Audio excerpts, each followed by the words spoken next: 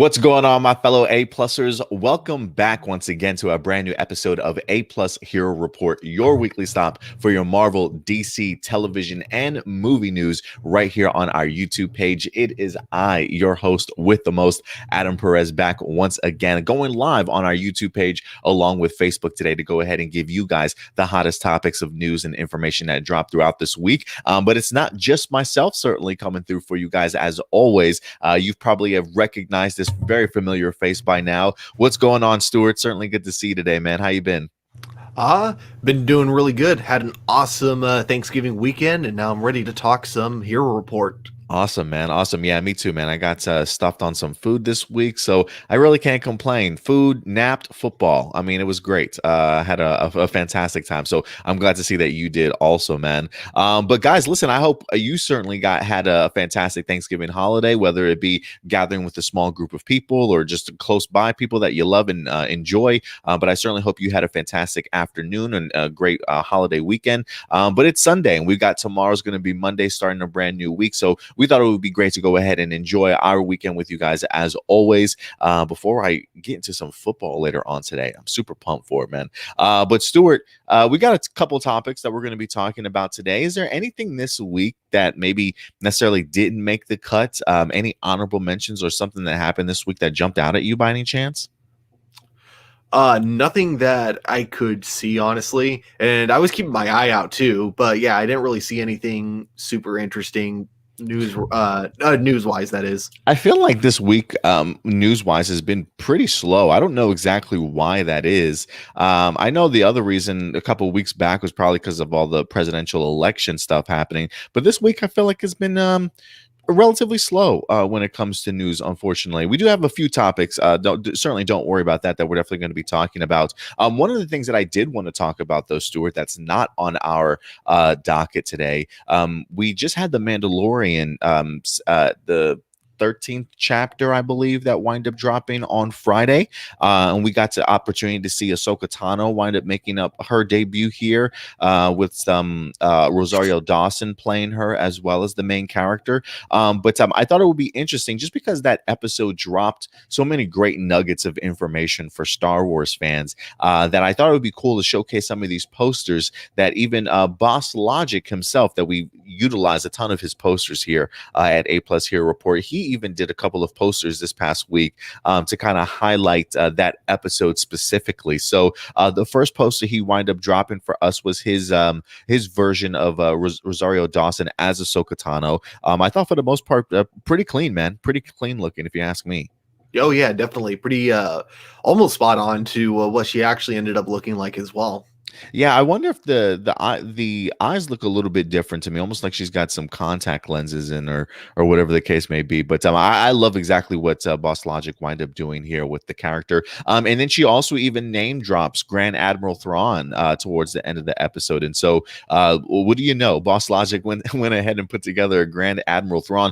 Although I will say I don't know who he has portraying the character, because I feel like Boss Logic does a good job of getting an actor and blending them in with the supposed character. I don't know who this character is supposed to be. It's like, is this JDF? Is this Jason David Frank? Or is this the guy from Rogue One? Or like, I have no idea. Who do you think that is?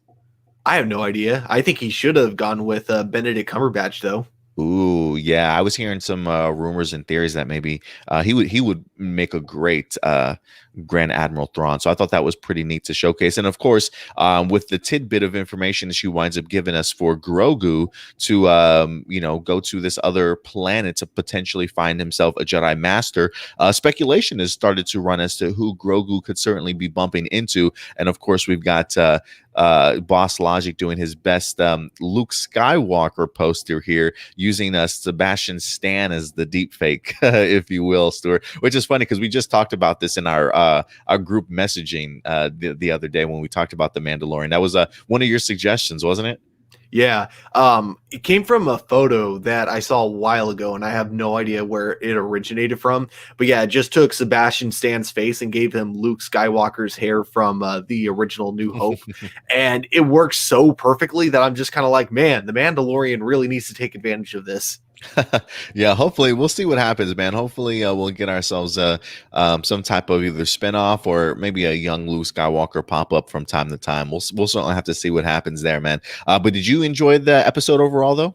Oh my god, yeah. It was great because one of my brothers and my dad as well, they're, really big Star Wars fans, but they, don't keep up with more of the recent expanded universe, so they didn't know anything about Ahsoka Tano herself. Mhm. So cuz yeah, they never watched the Clone Wars or Rebels, but they did read the original Thrawn trilogy. So I Oh, love that nice. that name Okay. drop at the very end was enough to not only get like, fans of Clone Wars and Rebels excited. It was a perfect way to get fans of like old school expanded universe excited as well. I can imagine, man. I can imagine. That had to be a pretty cool little treat for them to kind of hear that name drop also. Oh That's yeah. right, yeah, because Grand Admiral Thrawn's been around since the EU, since those legacy days. So that's pretty cool that they got the opportunity to hear that. But yeah, I'm excited for it, man. I don't know what the future of Star Wars TV is going to be, but after season 2 of Mandalorian already, I mean, a Boba Fett spinoff, maybe an Ahsoka Tano spinoff if we're lucky, and a couple other stuff that they're certainly working on. So they're definitely um, creating a ton of pathways and avenues for great storytelling potential. So I'm super excited. If there is another one that I wanted to highlight, Stuart, as far as honorable mentions go, I read a story this past week. In regards to Top Gun Maverick, we're supposed to be getting ourselves a sequel for Top Gun. Miles Teller, who I had no idea was actually even in the movie, says that there's absolutely no green screen in Top Gun Maverick at all, man. And when I just think of this, I just think everybody's doing probably all their own stunts. I feel like that's just balls to the walls. I mean, when you think about Top Gun, right? Like the original Top Gun from the 80s, this is the type of like idea of what being a Maverick was about, man. And so the idea that they're doing no green screen, it's clearly training everybody to learn how to fly their own freaking jets, or at least deal with some of the G's and stuff that come along with flying an airplane. This movie, I feel like this movie is going to be bananas. I think it's going to be off the chart. Honestly, what are you thinking about this idea though? About what Miles Teller said? Makes total sense when you have Tom Cruise in it. Like, look, Tom, I know you like to do death defying stuff and put your life at risk, but maybe not me. You do the stunt work, man, not me. But yeah, no, I'm definitely excited for that. So anytime they use practical over CG, I'm always a fan. Yeah, I definitely would have preferred it this way also. And I'm just seeing some of the trailers alone and seeing what Tom Cruise is certainly going to be doing. Yeah, I'm really looking forward to seeing this. It's going to be pretty intense.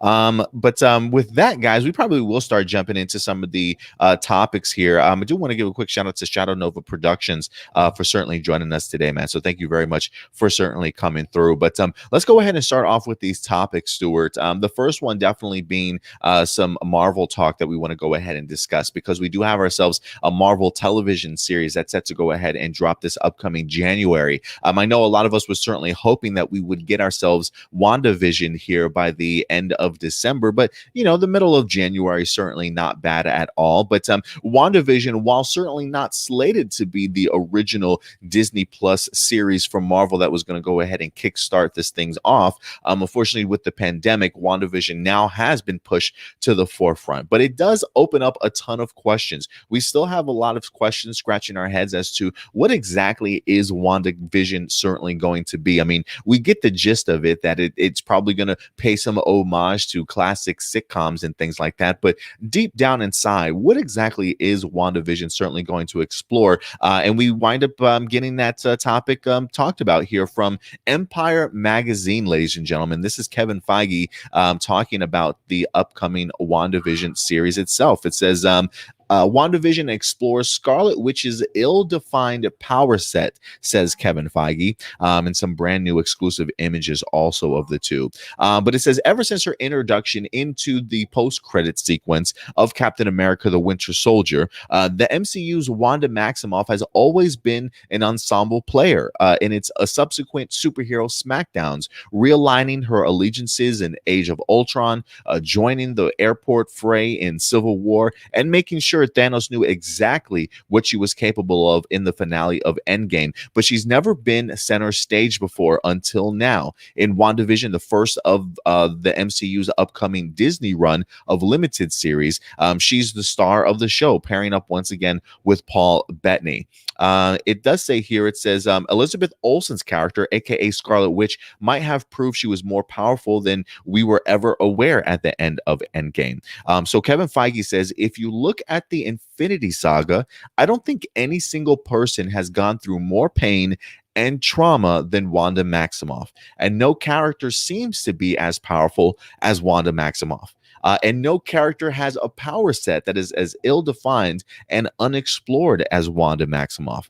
He says, so it seems exploring that would be worthwhile post-Endgame. What else?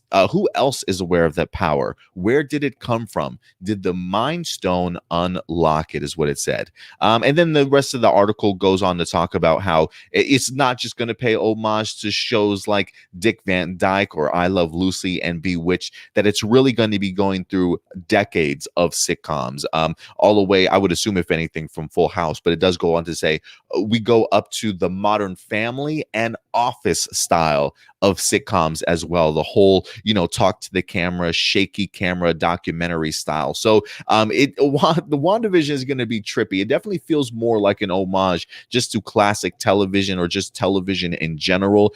So it's going to be really fun to kind of spread over all those decades, especially when you go into like The Office and Modern Family kind of style. But really, when I think about this article here, Stuart, I love the idea of Kevin Feige talking about the power set for WandaVision, just because she really is sort of this gigantic mystery, right? The first that we ever heard of her was the idea of her being experimented on along with her brother back in the Winter Soldier and things like that, with the use of the Mind Stone. But clearly there's certainly more to Wanda at the end of the day, which we got the opportunity to see a little bit more in Endgame. So I'm excited that they get the opportunity to go ahead and express this. So let me go ahead and throw this over to you, Stuart. Now that you hear that Kevin Feige mentions that we will be focusing on her power set, discovering clearly a lot more, what are you expecting to see from this series? And the big question of the week really is, do you think that this is going to be the introduction to mutants, or at least should I say the concept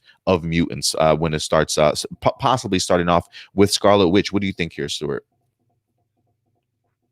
Yes, I actually would agree I would be predicting right now that they are probably going to go in that direction of introducing mutants through this television show. And the way I think they're going to do it is going to be kind of similar to kind of how the Marvel Wikipedia page online now has kind of changed her overall character analysis. Where have they? Yeah, essentially the way it was before is that she was experimented on and then given powers through that. But now, it was after Disney had bought all of the Fox assets that changed, and it became that, she was experimented on and it unlocked her powers that she already had. So I feel like that's something that they're going to be exploring in the show, is the idea that it wasn't the experimentations that gave her powers. It was just there to unlock them, essentially. Like, she had those powers the whole time. And I think that's how we're going to get the idea of mutants in the MCU. Man, I hope you're right, Stuart. This is something that I've been really wanting to see for actually happen for quite some time. But yeah, I always felt like this could be the easiest way to kind of start lining up those breadcrumbs, if you will. Do you think that they'll actually reference the idea of mutants in here, like actually drop the term mutants? Or do you think it'll be something that's discovered but not quite sure as to what it is that this extra potential is? Like an undiscovered sort of new secret that nobody really in the MCU has ever been exposed to? Or do you think or what do you think? I don't think they're directly going to use the word mutant, but they are going to say something like, her having a mutated gene or something like that. I got you. Yeah, I'm very much feeling like this is certainly going to be the beginning of that storyline. I wouldn't be surprised if this travels from not only her particular series, but maybe even all the way into something like, say, the Eternals, and then even into Doctor Strange also. So I'm really fascinated to kind of see how they plan on introducing the MCU to mutant them, because I feel like Wanda's got to be the key to that. I mean, I feel like at least it would probably be the easiest in regards to the easiest way of introducing them. You know what I mean? Hmm. So I'm fascinated. Let me ask you also, Stuart, in regards to the other topic that Kevin Feige talked about, in regards to them exploring Modern Family and the Office style. Was that something that you were expecting that they would tackle as well? For me, I didn't know that they were going to go sort of that modern time, if you will. Didn't realize. Yeah, I had no idea that that's what they were doing. But yeah, no. Now hearing about it totally makes sense. And yeah, if they're doing sitcoms throughout the decades, I know that I'm going to enjoy this because yeah, growing up, I feel like all of us watch like a lot of different like really bad or sometimes really good sitcoms as well. Yeah, I feel like if you grew up in the 80s and 90s and you love those shows like TGIF and whatever the case may be, like I think this probably would be right up your alley if you're a big fan of television. So yeah, I'm definitely looking forward to it. But for me, I really want to see it. It's funny because when we were doing A+ opinions on our other YouTube page, I did do a theory video in regards to how mutants would be originated into the MCU, and I'm pretty sure I utilized the introduction of Scarlet Witch here in WandaVision as the starting off point, if you will. I'm still very much under the assumption that I don't know if Wanda is going to sort of unlock that potential and be the one responsible for creating mutants. Because I have heard you mention also, Stuart, similar to House of M, how she said, no more mutants. Maybe the concept of saying more mutants, or at least just saying mutants, right? Like just creating some sort of strand or activating something that's just deep down inside the human DNA or whatever the case may be. I can honestly see Wanda sort of activating that, and then us getting even further information and a history of the mutant gene in something like Eternals. Maybe it does go back sort of that far. Like I would love to see them somehow introduce the concept of mutants, and not to say it's the same as Inhumans and their Terrigen Mist, if you will, but maybe utilizing that as like a concept as to how to introduce the mutant strain. I think that would be pretty interesting also. Hmm. I also I don't know if I brought up my theory in this show before, but I also think they're gonna have this be a way to introduce an actor for Magneto. Essentially, like maybe while she's like rewriting reality, she prevents her dad from being killed, and then we get like an established actor for that character. Like maybe he's not evil, he's just like a regular guy. But then probably the next film that comes out, Doctor Strange Multiverse of Madness, when they go to like some parallel universes or whatever they do in that movie, I'm assuming there's going to be a parallel universe where she'll discover like her dad but evil, essentially her dad as Magneto. Well, listen, Giancarlo Esposito, if you need another job after The Mandalorian, I would love to have you on board as Magneto or whatever the case may be. I don't know if they would introduce Eric this early in WandaVision, but I would love a name drop or something like that. I would love some sort of reference. I could see. I feel like Doctor Strange is going to be just bananas and off the wall with some of the multiple, like the multiverses that they can easily tap into. Like definitely Doctor Strange. I could see them introducing another side of Wanda's family and showcasing a brand new Eric. I think that would be pretty cool, honestly, Stuart. I've always wanted to see. I really would love to see this WandaVision show truly have great impacts on the remainder of the MCU for this particular phase. Like, I'm very much under the impression that the next X-Men team that we wind up getting, one of the things that I talked about in my theory video was that I'm hoping that they're more classic 1960s Stan Lee versions, more humanoid versions of what mutants would certainly look like, going back to old school, like humanoid beast, humanoid angel and things like that. Iceman when he looked like a snowman back in the day, like I really would like to go classic humans, just because for me, it's just the idea of like, if you were to introduce a new mutant gene for the very first time, and somebody like Wanda, who maybe has kind of gone off the deep end with some of her reality bending that she's been dealing, going through and stuff.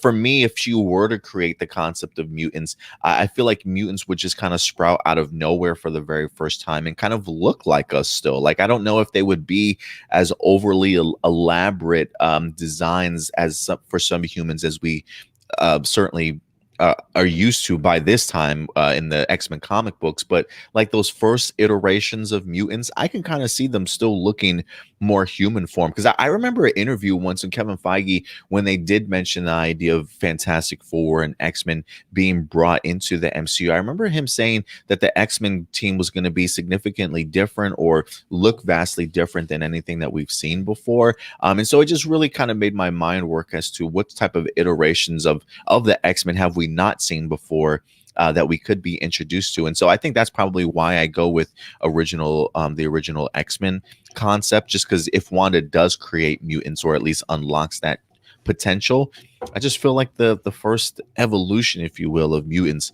will probably still look kind of human-like. And so I don't know. I just hope that the implications of what they're doing here and exploring with Wanda really has impactful moments for the remainder of the MCU, though. Mm-hmm. Yeah, I definitely agree. And had it gone back to Agents of S.H.I.E.L.D. back when first Marvel show came out, we all thought that that's exactly what that show was going to do. Mm-hmm. But now, because these shows are now produced by Kevin Feige and he looks over all of them, it's actually safe to say that these TV shows will now actually have a huge impact on the Marvel movies. So I definitely look forward to that. Yeah, me too. I'm really fascinated to see how they all interlock and intertwine with one another and stuff, and how they all work together. So yeah, WandaVision definitely has my attention. And of course, that means Doctor Strange definitely has my attention also. But guys, listen, we want to know your thoughts. Now that you hear Kevin Feige talking about that, yes, they will, in fact, explore Wanda's abilities. Definitely let us know your thoughts in regards to that in the comment section or the live chat below. It's funny too, Stuart, going back to the WandaVision stuff. I did have like a mini argument or a discussion with a Power Ranger fan who was saying that they felt Power Ranger, a single Power Ranger team could probably take down Thanos. And I told him they couldn't. And his rebuttal was, yeah, but Wanda was going to. From Endgame, that Wanda was going to single-handedly. And I'm like, I just think Wanda's on a completely different level than a group of Power Rangers. But maybe I'm wrong, Stuart. What do you think, though, man? I don't think a Power Ranger could take down Thanos, but I do think multiple Power Rangers working together, like multiple team-ups, could. Right. So, like, yeah. So if, let's say you just had an individual team of one, just pick a random Power Ranger squad, you think they'd be able to take down Thanos by himself or no? Highly doubt it. Yeah, that's why I see. People look at me like I'm crazy. I'm like, no, maybe if we had like a Shattered Grid gathering of people, maybe, but definitely not a single team. Yeah, and I don't even think it needs to necessarily be like Shattered Grid big, but at least oh crap, what was the name of that episode? The Beast Morphers episode with Jason and the Dino Charge. Yeah, at least like the Dino team up, that would probably be enough. Oh, like a three team Dino. Okay, interesting. Yeah, interesting. So if it was like 3 teams all together, I feel like that would be enough to take down Thanos. But I just don't think one team would be enough. It just made me laugh that he chose to use his argument in Wanda being the person to take down. I'm like, bro, you have no idea what you're talking about. This is like Wanda definitely would have taken down Thanos single-handedly. But like, I guess for me, I think that's just a representation of just how much people don't understand Scarlet Witch's abilities, like just how she's been utilized in the MCU so far up until this. There certainly is still a lot of mystery behind her power, but trust me, ladies and gentlemen, you will come to find out what she is more than capable of. So it'll be definitely interesting to see how that turns out. But guys, again, we want to know your thoughts. How do you think that they're going to explore Wanda's abilities? Go ahead and let us know your thoughts in the comment section box below, real quick before we go to the next topic, though. Go for it, bro. It's funny you bring that up because I did see I believe it was CBR article where I haven't even read it yet, so maybe I should before I judge. But the title of it was 10 reasons the power or 10 Power Ranger teams that could take on Brawly. And I didn't even read Ooh. it. I just like kind of posted You it on laughed Twitter at it just saying no. maybe we're just not giving the Power Ranger teams enough credit, man. I I don't guess know. not. I just like to. Do any of them have reality altery bending powers? No, then nah, I'm good. I'm good. We'll see. But guys, definitely let us know your thoughts. But let's go ahead and get on to our next topic here. We're going to go ahead and continue along with some movie talk. Well, we're going to get into some movie talk, ladies and gentlemen. One that I think Stuart's going to be really thrilled to certainly talk about. The Godzilla and King Kong storyline certainly continues from our original Godzilla movie that we wind up getting a few years back. We wind up with Bryan Cranston, I believe. Aaron Johnson, I believe, was also in that Godzilla film. We eventually wind up getting ourselves a King Kong film in Skull Island, which I thought was great, with Brie Larson, Tom Hiddleston. Just a really fantastic film. And then just recently, as of last summer or the summer before, we got Godzilla King of the Monsters. So we are building up to a clash of the monsters here. Godzilla certainly versus Kong, which I think is set to actually go ahead and debut summer of next year, but I believe it was actually supposed to come out this year, if I'm not mistaken, as well. So movement definitely has pushed back this particular film. But as you clearly know, with the situation with the pandemic and whether or not movie theaters are going to be open, it definitely leaves things wide open for Warner Brothers in regards to how they want to release their upcoming blockbuster film between Godzilla versus Kong. So let's go ahead and get into this actual article. This one actually comes to us from The Hollywood Reporter, saying Godzilla vs. Kong likely the latest tentpole to go to a streamer. This is an exclusive report from The Hollywood Reporter themselves. It does say Netflix made a bid of more than $200 million, but Warner Brothers is prepping an offer to send the legendary sequel to HBO Max. So it says Godzilla versus Kong, the forthcoming monster movie from Legendary Pictures, looks like it's to be the latest big franchise movie to head to a streamer. Knowledgeable sources tell The Hollywood Reporter that Netflix has made an offer of more than $200 million for the film, while Warner Media has blocked the deal while preparing an offer of its own for its streamer, HBO Max. Legendary declined to comment, while a Warner Brothers spokesperson said, "We plan to release Godzilla vs. Kong theatrically next year as scheduled." So it says the Netflix offer undoubtedly had a lure for Legendary, which financed 75% of the budget. As Netflix does not have a presence in China, the film could play theatrically there. So I didn't know that they actually forked over that much money to actually make this film. But yeah, it'll be interesting. It says Godzilla vs. Kong, the fourth entry in the series, is slated for a May 21st, 2021 opening, but is far from clear that US theaters will be fully back in business by then. And even if they are, the studios face a pileup of major releases that were pushed due to the pandemic. Meanwhile, Legendary is stuck with the cost of carrying an unreleased big budget film, though Wonder Brothers has only a 25% stake in the movie. So 75% in Legendary, 25% in Warner Brothers. Interesting stuff, and I love the fact that it also mentions that they are literally just sitting on this cost that they've actually put towards this movie, and now it looks as though they definitely have to worry about trying to make this money back at the end of the day for them. So we'll see what happens, but I feel like, Stuart, Wonder Woman 1984 has just opened up the floodgates now. I feel like a lot of movie theaters, not movie theaters, a lot of movie studios are now trying to figure out what do they want to do with these big tentpole films.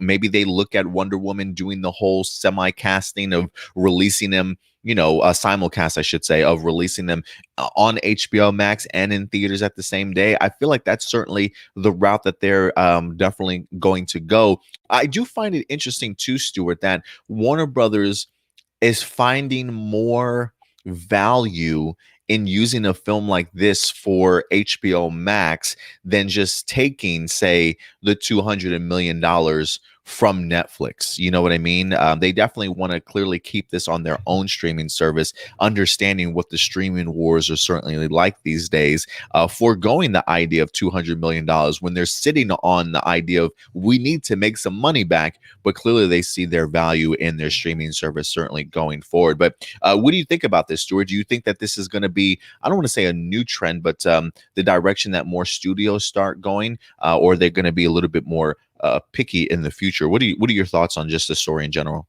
I feel like this is what Warner Brothers is going to be doing with a lot of their properties, but I think like most other studios are just going to be kind of sitting back and waiting for Wonder Woman to see how that movie does.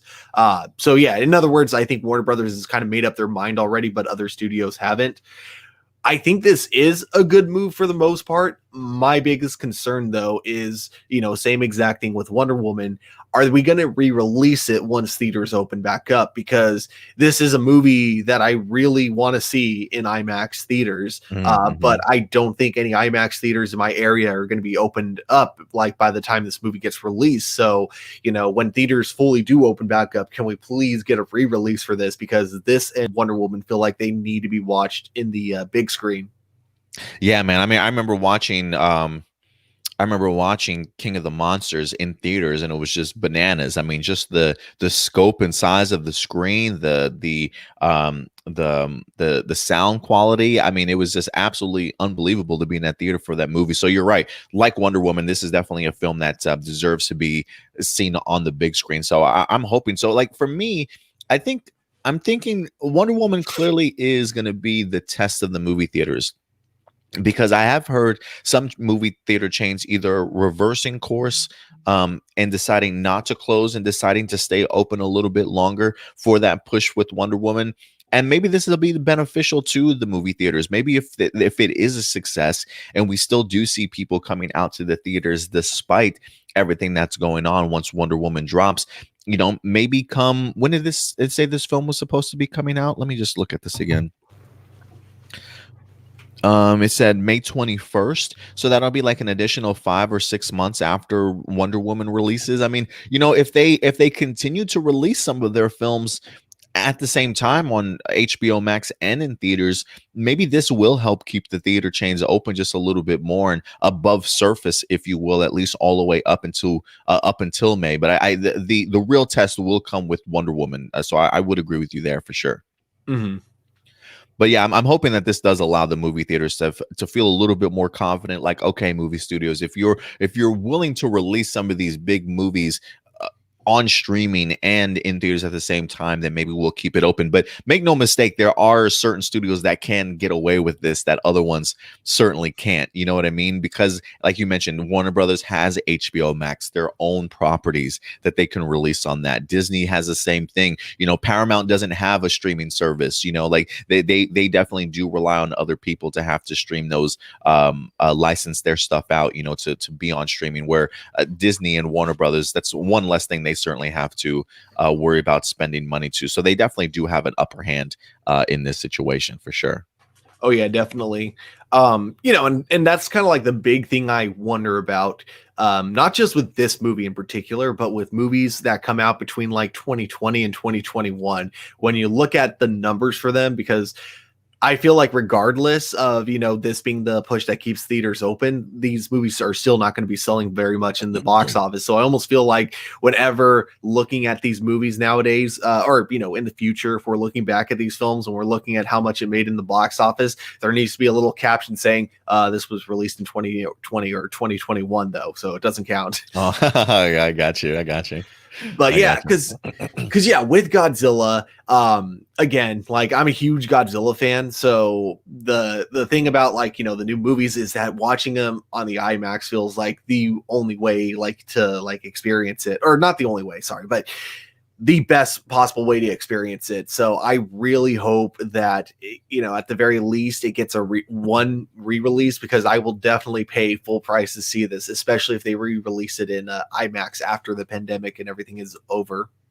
Yeah, I hope so too. Also, man, I definitely want to see this on the big screen. I'm definitely going to try and check out Wonder Woman in the theaters. Also, regardless, I know they'll be releasing at the same time, but for me as a fan, I probably will go to a movie theater if there's anyone that's open around here. You're Mhm. right, man. Godzilla versus Kong deserves to be on the big screen. So hopefully, it doesn't say it looks as though Warner Brothers is still trying to at least make up their mind because it doesn't necessarily say if they are going to be releasing it on HBO Max and in theaters on May 21st, or if it's a thing of they'll end up releasing Godzilla versus Kong early, like March or April or something like that, and then in theaters in May. It doesn't really say any of that in the article that I'm reading here, but we'll see what Warner Brothers decides. But it definitely feels as though they certainly have several options at their disposal at this point in time. So we'll wind up seeing. Is there any particular monster from Godzilla that you would like to see them tackle? Because I have a feeling it'll be Godzilla versus Kong, and then maybe they'll eventually team up and take on some creature. I have no idea. What are you thinking? Oh man, the only monster I can think of that'd be perfect for those two in particular to take on, probably because they kind of hinted at it, bringing back Ghidra like in a more mech form, so kind of like Mhm. what they did in the '90s, or no, I think that was like an '80s film. I can't remember, but either way, there was like this Godzilla movie, really weird because it involved time travel and everything. Mhm. But the very end of the movie was just hilarious because it was just okay, we stopped Godzilla now, so everything's fine. Oh no, now Ghidorah is attacking everything. Now we have to revive Godzilla to stop Ghidorah. Oh no, Godzilla stopped Ghidorah, and now he's attacking everything. We have to give Ghidorah a mech form so he can stop Godzilla now. So I would love to see that mech form of Ghidorah make an appearance in King Kong versus Godzilla. That would be pretty badass. I still want to see like a Mecha Godzilla. I'm definitely Mm, still waiting on that to pop up. So hopefully we wind up getting it. I didn't know you were such a big Godzilla fan, Stuart. So that's kind of cool to discover, man. yeah. All Uh, right. I blame James Rolfe, the angry video game nerd, for that Oh because yeah. yeah, he had a series back in 2008. It was a Cinemassacre Monster Madness, which he does every year, but the theme for that year in particular was Godzilla movies. So he reviewed every single one from the beginning to Nice. the end, Mhm. and it just made me want to catch up with, or made me want to like watch along with him. So it gave me an excuse to watch essentially a good chunk of them, like not every single movie back then, but a good chunk of them. Yeah, it's been a minute since I've seen an old school Godzilla film. I used to watch it all the time with, I can't remember his name, but Baby Godzilla was in it too. I can't Oh, remember his son. Minya. Oh, is that his son's name? Yeah. Yeah, that's how I've always. I remember just seeing a couple of those back in the day, and the Mecha Godzilla one, also Mothra. But yeah, no, I haven't been able to get into them like that before. But yeah, I mean, I guess I guess it definitely is one of those things. Like if you have a YouTube that a person that you follow, and they're just going down this long path of movies and stuff, I can easily see them attracting me to go ahead and actually watch those films too. So you never know, man. You never know. But maybe one day I'll get into Godzilla like that.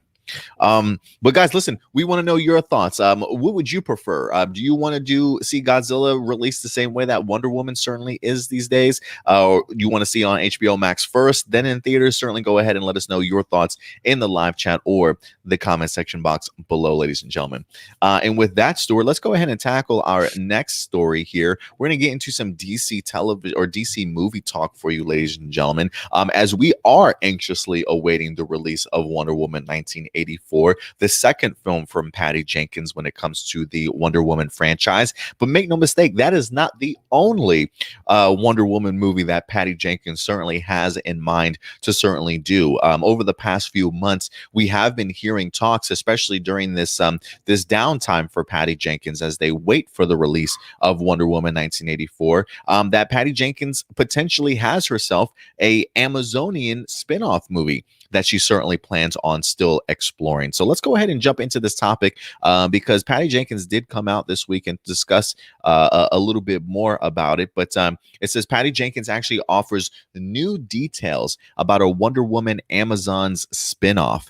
This comes to us from superherohype.com. So let's go ahead and jump into this article It does say in a new interview with Geek Magazine via Reddit, Jenkins revealed when the upcoming spinoff will take place. Apparently, it picks up sometime after the first Wonder Woman and even sets the stage for Jenkins' third film. So this is what Patty Jenkins says. She says, "This is a story that Jeff Johns and I came up with and then introduced to Warner Brothers," said Jenkins. The events of this story takes place after Diana leaves Themyscira, the island of the Amazons, and there are some twists and turns linked to what will happen between Wonder Woman 84 and Wonder Woman 3. The production of the project has yet to officially start, but I hope we get it because I love this story. It does say that Jenkins originally teased her ideas for an Amazon spinoff last December, and earlier this year she confirmed that she won't be directing this movie herself. Instead, she will help guide the project to fruition as a producer. So it looks like she plans on at least sticking around for the spinoff as a producer, and then hopefully back for a Wonder Woman 3. So I do find it interesting that her and Jeff Johns actually worked on this film. But I'm kind of fascinated to kind of see how this would work out, because one of the things that really always jumped out at me at the end of Wonder Woman probably was just her life on Themyscira, how we really don't revisit it after the events of her leaving Themyscira in Wonder Woman. So like I know when it comes to Wonder Woman 1984, we have already seen some flashback sequences, perhaps them working on like a Amazon sort of Olympics, if you will, going through a ton of like testing of your strength and things like that. So like different trials and whatnot. So Themyscira just continues to fascinate me, honestly. So I really want to go back to that world. And if Patty Jenkins says that they have themselves an idea of a story that they want to go ahead and tell, I'm all for it, because there were certainly some Amazonians that jumped out at me that definitely made me want to be a little bit more interested in what their past was certainly like, seeing how some of them were super protective of Diana, how some of them were open to the idea of making sure that she trained to become one of their best warriors. So I really want to see what else happens on that island, especially considering just its role that it plays in the DCEU. I mean, goodness, just from the Justice League movie alone, we've known that they've had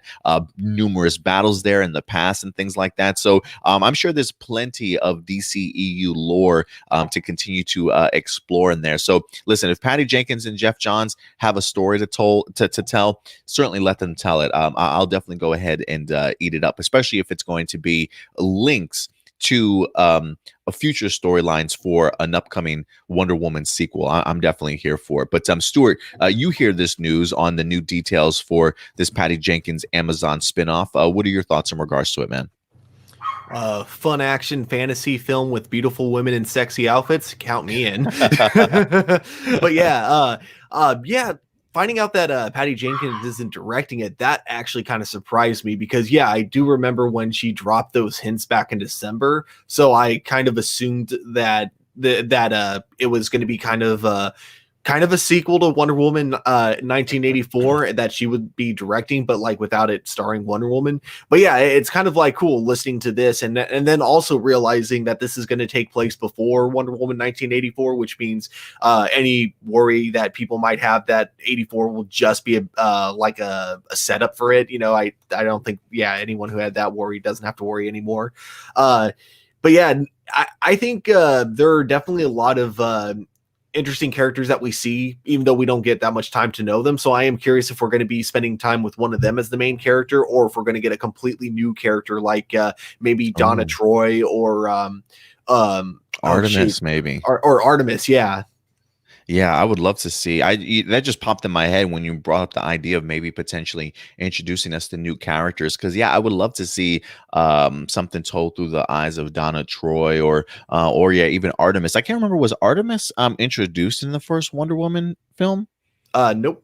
No, she wasn't. Okay, I couldn't remember or not, but yeah, I would love to see something along those lines. Like if I had to assume, just based off of what the details here are, I would assume that Diana's not in it. I would assume maybe probably some references, but this almost feels like like Black Widow to me a little bit, like the utilization of the placement of this movie, how like Black Widow kind of takes place after the events of Civil War. Like this kind of like bridges that gap, you know what I mean? And so I Mhm. definitely think of this Amazonian movie to kind of bridge that gap between, even though it takes place just after Diana winds up leaving, it clearly will have impact on what happens between Wonder Woman 84 and the upcoming sequel in Wonder Woman 3. So I love the connective tissues, honestly. It definitely feels as though Patty Jenkins is building more to this franchise, almost like its own mini cinematic universe, if you will, right? Like this Wonder Woman and Amazonian story being fleshed out and told over a series of 4 films. I think that's brilliant, especially if you can keep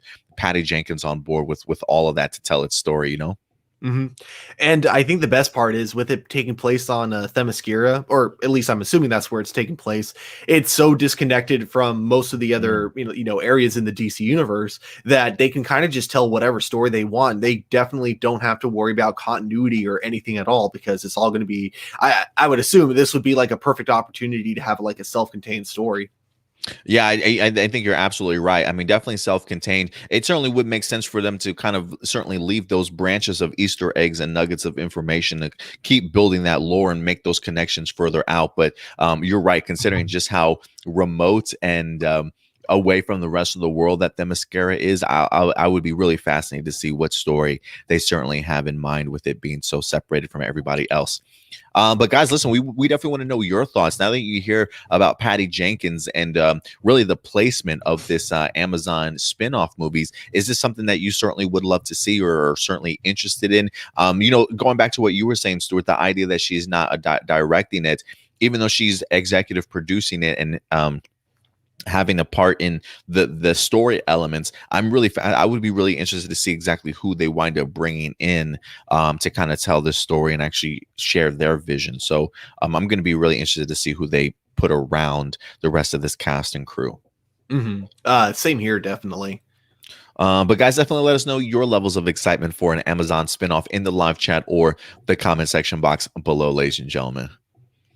And with that, Stuart, I think we'll go ahead and we got 2 more topics that we're going to be breaking down for you guys today. We'll actually just wrap up with a bunch of DC talk. Both of these topics, though, are certainly topics that we've talked about in the beginning of the week.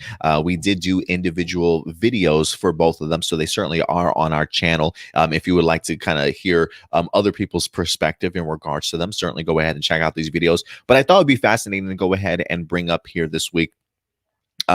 The first topic that we're going to go ahead and continue to go through, let's talk some Black Lightning here, Stuart.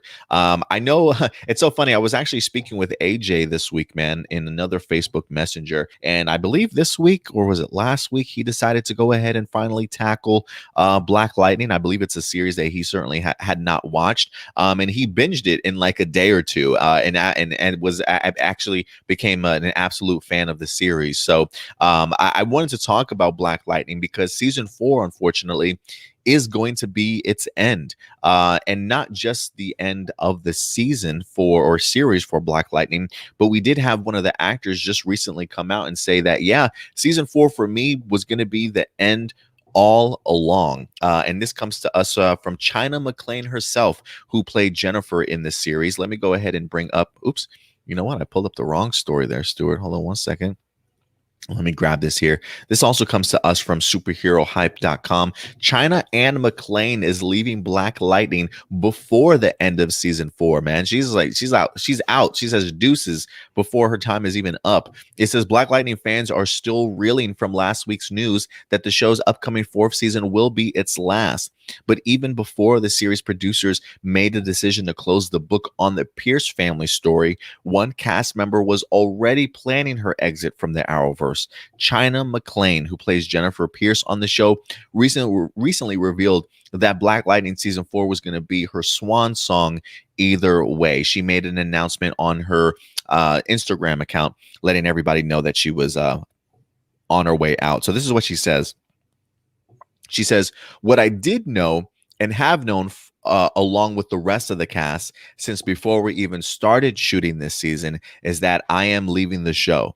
I was leaving the show. This was going to be my last season, regardless of it if it went on or not. For different reasons, That, to be honest, I don't want to go into. I just want y'all to trust me on it. She says, I'm not leaving because I had a terrible time working at the CW. I like the CW. And she goes on and mentions all the people she worked with, her love and praise for everybody. I always will. Everybody gets it. And people that actually know me, they know why I make the decisions that I make. So yeah, China McClain, who played Jennifer Pierce, is in fact going to be departing Black Lightning season 4. She was the character Lightning, also one of the last of the Pierce family to discover their that they wind up having abilities. And if you actually do go ahead and watch the IG account video from China McClain, one of the things that you will realize is that she's actually a pretty religious person. I really had no idea that she was as big of a Christian as she certainly was. I don't know if she's always been like this or if this is something that has just kind of come into her life over the past year or so, whatever the case may be. But I will say this, she seems super passionate about exploring new possibilities in her career. Just from what she's been able to tell me, or not tell me, but just from her IG account.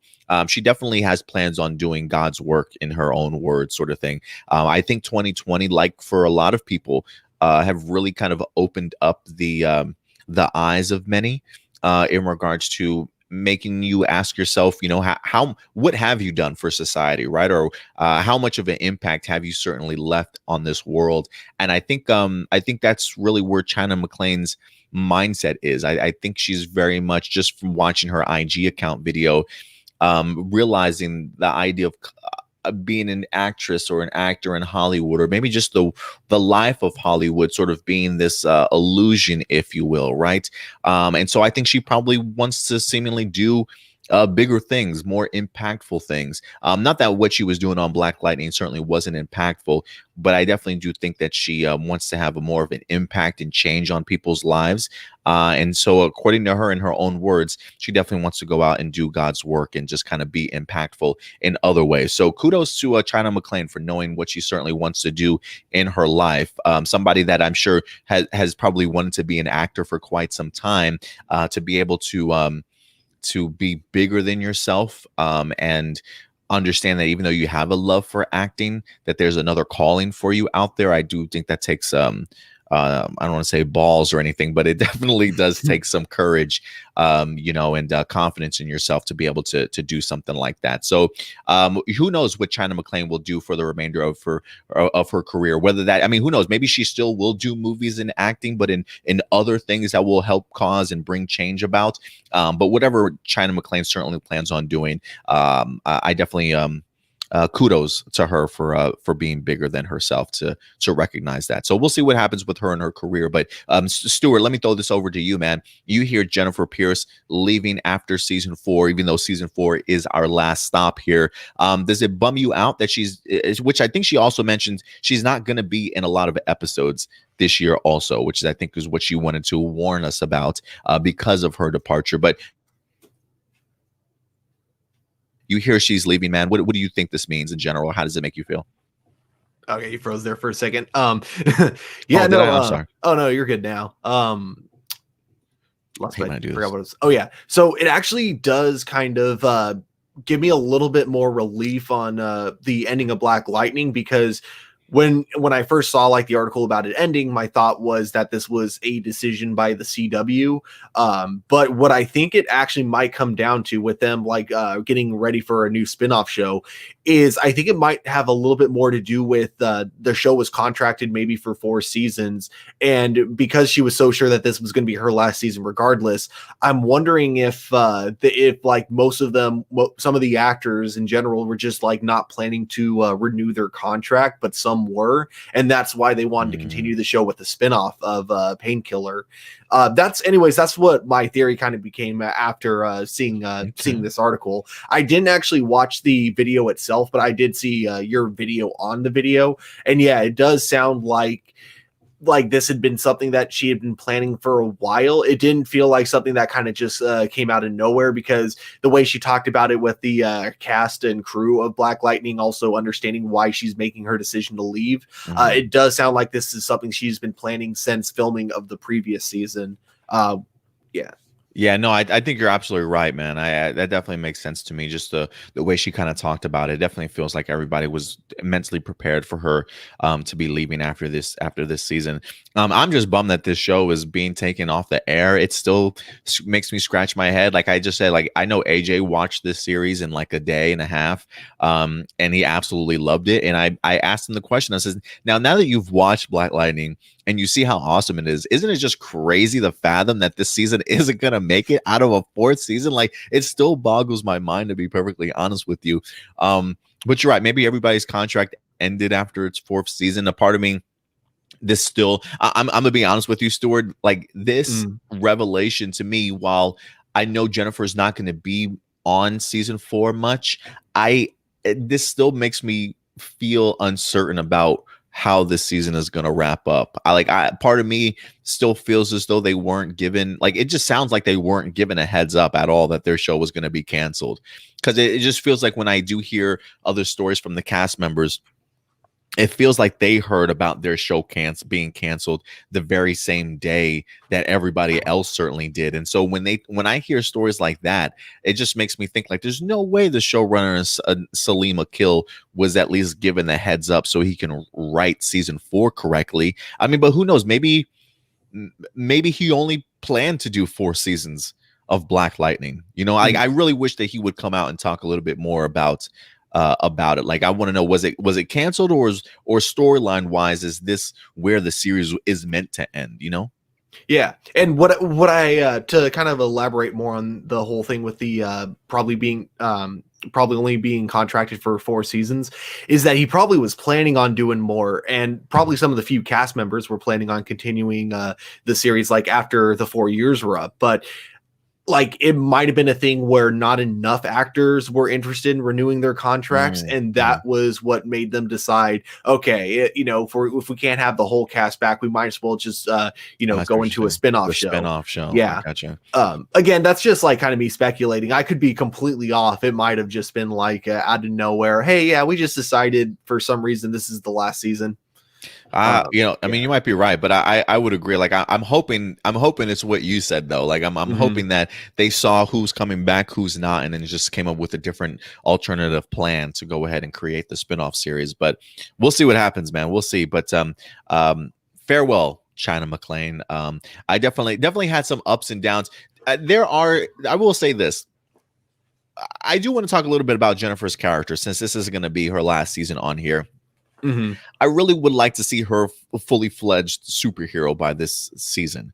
The one biggest aspect of, like, the one biggest complaint that I had about Jennifer was that she very much was still a green superhero, not properly trained, had found herself being put into situations that were maybe a little bit over her head, right? Her being confident that just because of the fact that she had these amazing super abilities, she felt that she could just rush into any situation and sort of outpower whatever the situation was, and come to quickly find out that that's not easily the case, right? Like, you still need some training, you still need to have better decision making and stuff. So Jennifer definitely was an F up from time to time throughout this season. So I really would like to see maybe some more of a growth for her, a better understanding of her abilities come this particular season, and really see what they have in store for her for the remainder. Like, I would be fascinated to see what her send-off is going to be. If it's going to be that of a hero, does she not make it out of this? Does she go off to college and they just write her off?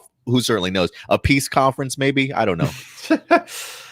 Personally, and it's not because like I really like her character or anything, I'm hoping she doesn't get killed off for the sake of the family, essentially. Like, more of like, I just don't want them to deal with that tragedy. So I'm hoping, like, she just goes to college at the end of the season, or maybe in the midpoint of the season. I don't know. Yeah, maybe you're absolutely right, because just based off of the idea that this is such a family drama, I would hate to have to see this family lose a kid, man. That's brutal. After all the crap that they've been through, Lynn with the drug addiction problem, they just overcame Freeland and being like in this martial law sort of mentality. Yeah, they could use a break. Let somebody go on to college and get an education. I just thought of what would make it like really dark, but also feel really real in reality in a lot of ways. If Linda's drug addiction was what indirectly caused her death and departure from the show. Oh no, yeah, that's dark, Stuart. You went super, you went super dark. Who knows? I would be fascinated to see what Lynn's situation is going to be like. If she's fully over it, or if she still has some links to her addiction in this upcoming season. We'll see.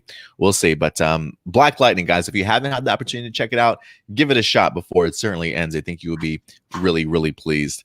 All right, Stuart. Other than that, we do have ourselves one last topic that we'll talk about here. This isn't necessarily like a topic in regards to an article that came up, but it is a brand new reveal that I thought should be interesting to discuss with you. Indy did talk about this earlier in the week with one of his videos that he wound up doing, but I wanted to go ahead and highlight it on this show because Titans season 4 is quickly approaching. I want to say a couple of weeks ago, Stuart, we wind up getting ourselves our first look at Jason Todd as Red Hood, as we wind up getting ourselves a costume reveal.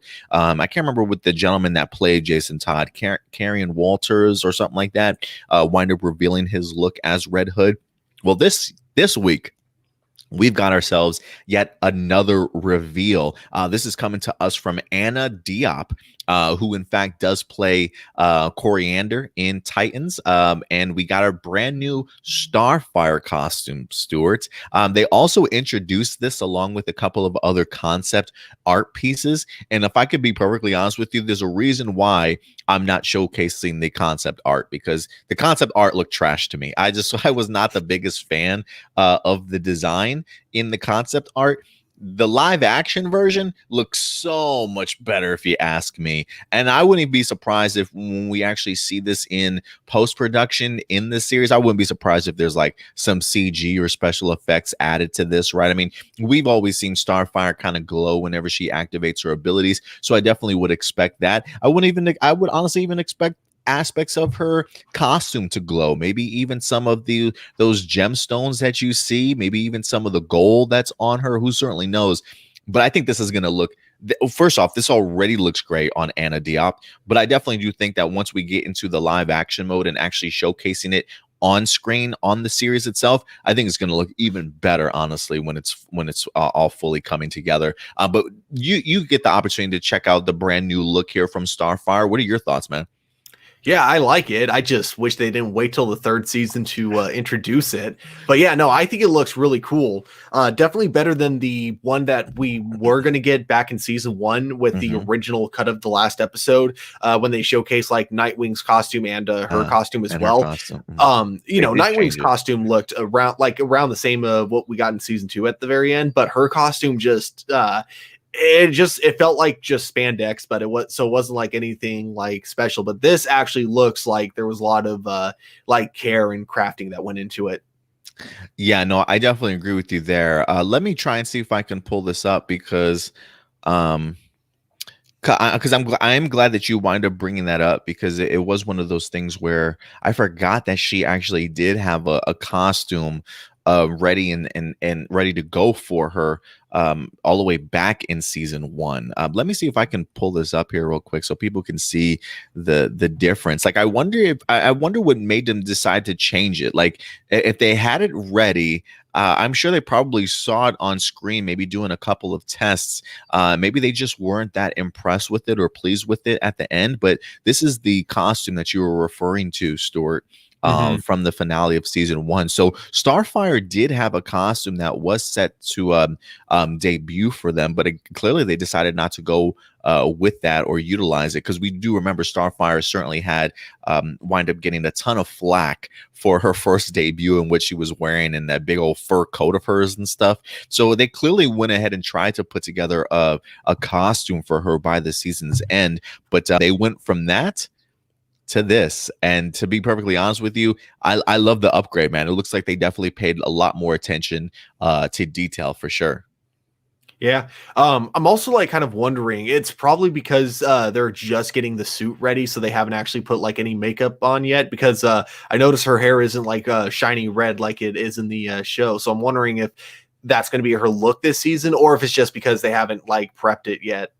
Oh, I honestly hope that this is her look. Honestly, I really do like the look of it. I would be interested too, um, to see if we're going to see her sister this season also in Blackheart. Like, I'm wondering if they both have costumes similar to this. Like, I'm assuming this is probably part of her like royal garb, or I have no idea, but I'm really eager to kind of see what she looks like. This, I do feel as though Titans, while maybe not necessarily the best DC television show that's out there, we have mentioned before here that their costume design is spot on, man. From Hawk and Dove, which look great. The Robin and Nightwing costumes have always looked great. Deathstroke looked incredible, also along with Ravager. I mean, there's definitely no slacking when it comes to the costume designs on this season. Yeah. It's both a great thing because of like how much money they clearly put behind it all. The one thing that I found really funny that I saw in an interview with Brennan Thwaites, I think that's how his name's pronounced. Oh, Brennan Thwaites. Oh, Thwaites, yeah. The dude who plays Robin, is he was like mentioning, I guess, unlike kind of like the CW shows where they usually have multiple copies of each costume for, different scenes. So they have one for stunts, one for just, looks. I guess they don't like have that luxury with Titans because of how expensive the costumes are to make. So they aren't able to make multiple versions of that costume.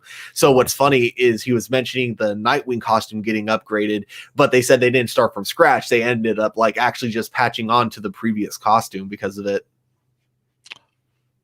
The Robin costume? No, for Nightwing.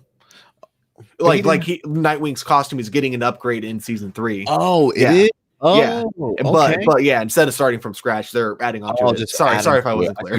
Okay, no, I was like, there was another Nightwing costume before the one that we saw. I get what you're saying, but you mean going into season 3? Yeah, I hope so. Because none of you mentioned it. I thought I did read something saying that whether they were adding a utility belt or they were adding new trinkets and stuff to his costume. I do believe I wind up reading something along those lines. But Titans definitely knocks it out of the park when it comes to their costume design. So I'm really eager to see Starfire in general. So we'll see what season 3 has in store for us, man. I'm keeping my fingers crossed. I'm hoping that it's a solid season. I don't understand the heels is supposed to fight in that. Listen, Christopher, I've seen plenty of females fighting in heels, man. I feel like Arrowverse has probably done it with some of their Black Canaries. I wouldn't be surprised. I feel like they probably have been running in. I mean, look at does Wonder Woman have heels? No, I don't think Wonder Woman has heels. She's rocking boots. But I definitely have seen some female superheroes in heels kicking some ass in live action. I've seen it done before. Some women could just do it. I don't understand how they do it personally, but yeah, man. And plus, like, she doesn't really need to rely on technique. She has like super strength and everything, so I think she's fine. Yeah, she ain't got to move too much. Just hit him with that plasma bolt, man. Plasma blast. You'll be good. You'll be good.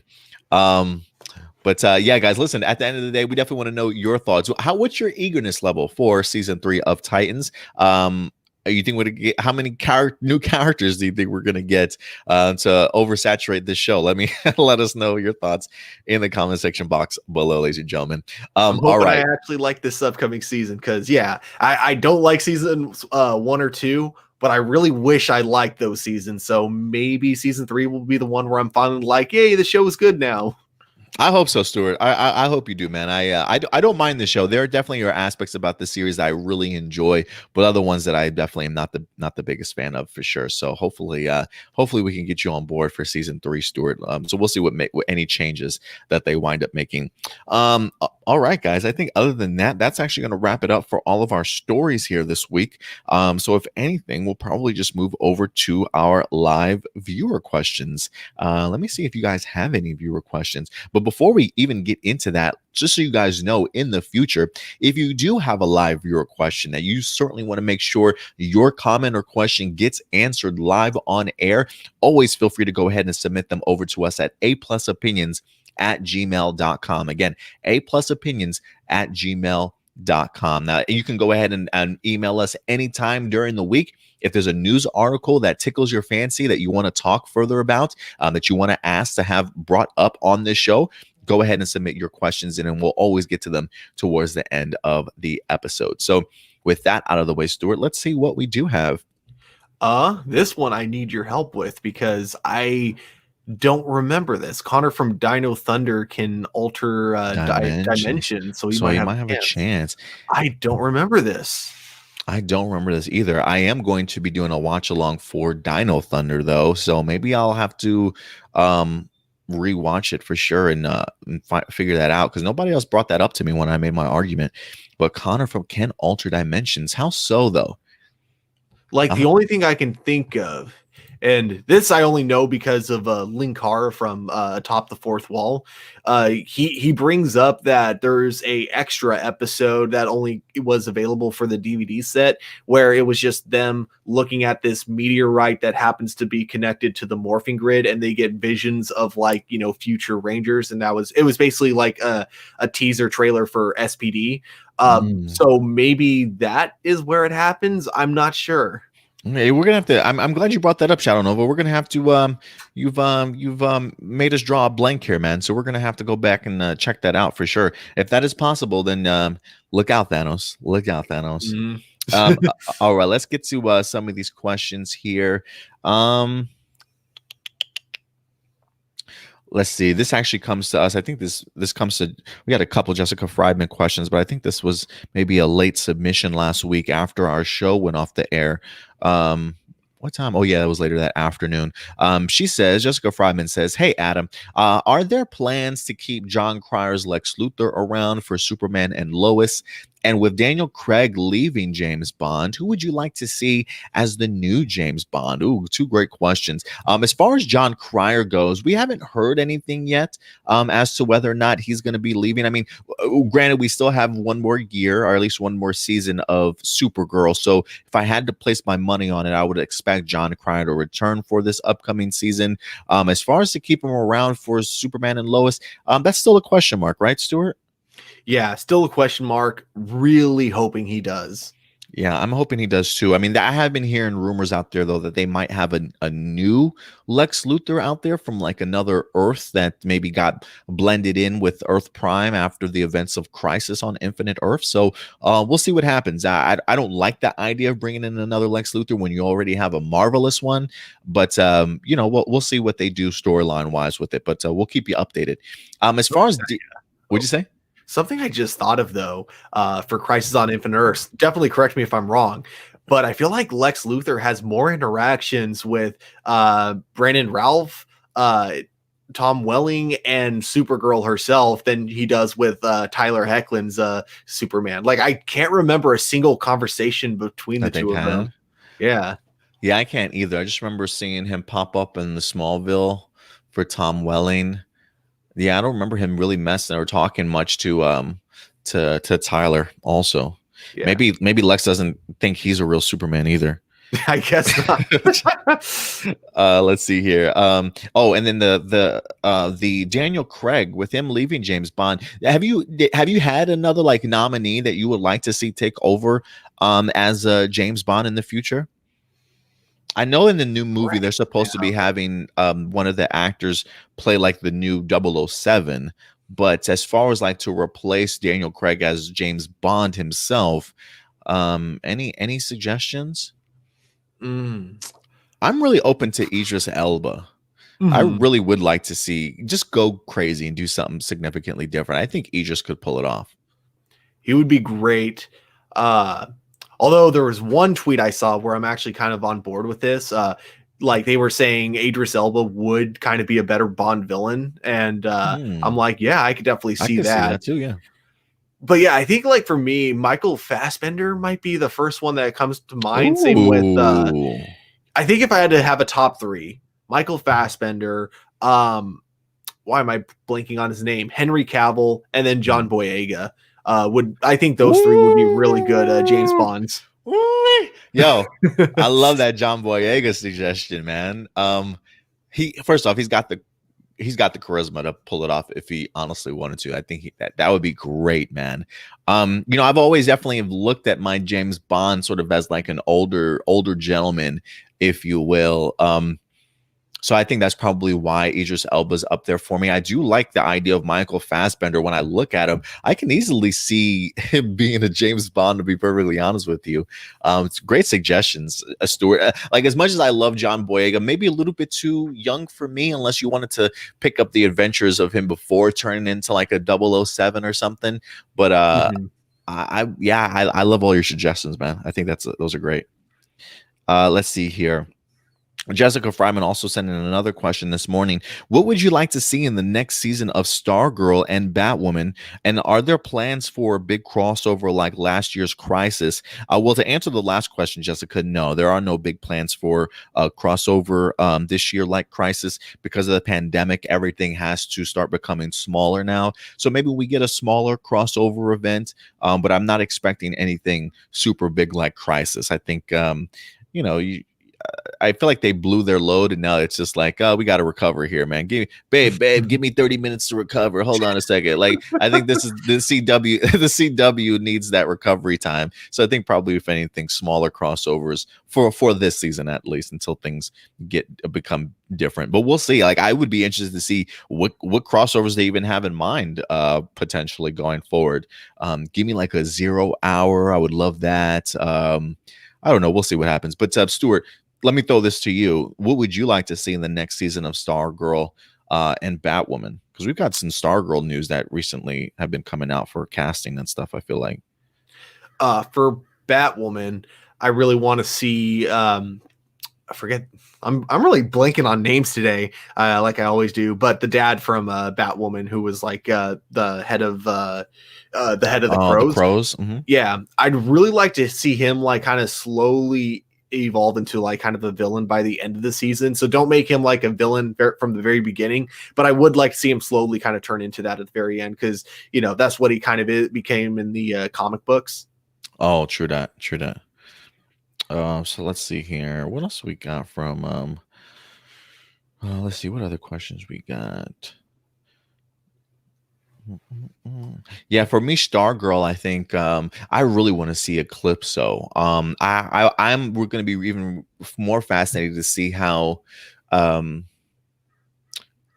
Cindy and Eclipso work together, because Cindy's already a crazy ass bee, and just to know that she's going to be working with somebody like Eclipso, I want to see how demented those two really get in their actions going forward. So that, and then just how big this JSA team is going to get. I did read an article. I don't know how accurate this is, but you know how we just did an article or did a video a couple weeks ago on Jim Gaffigan joining as Thunderbolt. I believe they even cast the young boy or something like that gets his hands on the pen or something like that, because I think in the comic books, I think that Genie, or I believe the